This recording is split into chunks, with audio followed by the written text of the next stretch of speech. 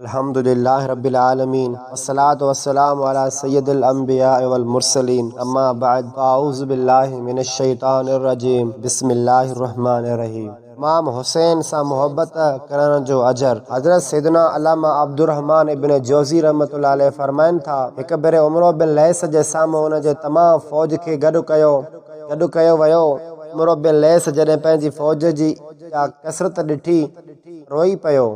उन ई दिल में चवण लॻो, काश इमाम हुसैन रज़ी अल्लाह ताला अन्हु जी शहादत जे वक़्तु मां उते मौजूदु हुजां हा, मूं वटि एतिरी फ़ौज हुजे हा, मां पंहिंजी जान शान ऐं शौक़त ऐं सॼी फ़ौज खे उन्हनि ते क़ुर्बान करे छॾियां हा।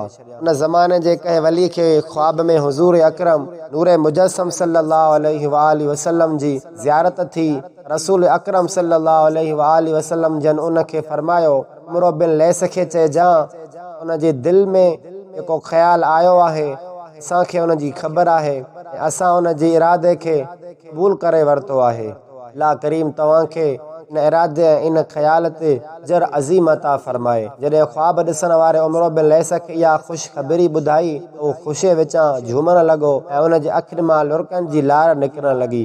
आशिकान इमाम हुसैन ॿुधो अवां, जेको ख़ुशि नसीब पंहिंजी शुहरत ऐं मक़ाम ऐं मर्तबे जी परवाह करण बग़ैर सिर्फ़ दिलि में रिज़ा इलाही ख़ुशनूदी ऐं मुस्तफ़ा खे हासिल करण ऐं रसूल अकरम सल्लल्लाहु अलैहि वसल्लम जी निस्बत ऐं शराफ़त जे करे इमाम हुसैन रज़ी अल्लाह ताला अन्हु सां अक़ीदत ऐं मोहब्बत जो इज़हार कंदो, पंहिंजे दिलि में उन्हनि जी ख़िदमत करण जी तमन्ना ज़ाहिर कंदो आहे। उन ख़ुशकिस्मत ते प्यारे आका महबूब खुदा सल्लल्लाहु अलैहि वसल्लम जो ज़रूरु करम थींदो आहे। जीअं त बयानु कयल इन वाक़े में पंहिंजे हिक ग़ुलाम जे ख्वाब में तशरीफ़ आणी उमरो बिन लैस जे लाइ ख़ुशख़बरी इरशाद फरमाई ऐं उन जे दिलि में ईंदड़ ख़्याल खे पंहिंजी बारगाह में क़बूल फरमाए वरितो।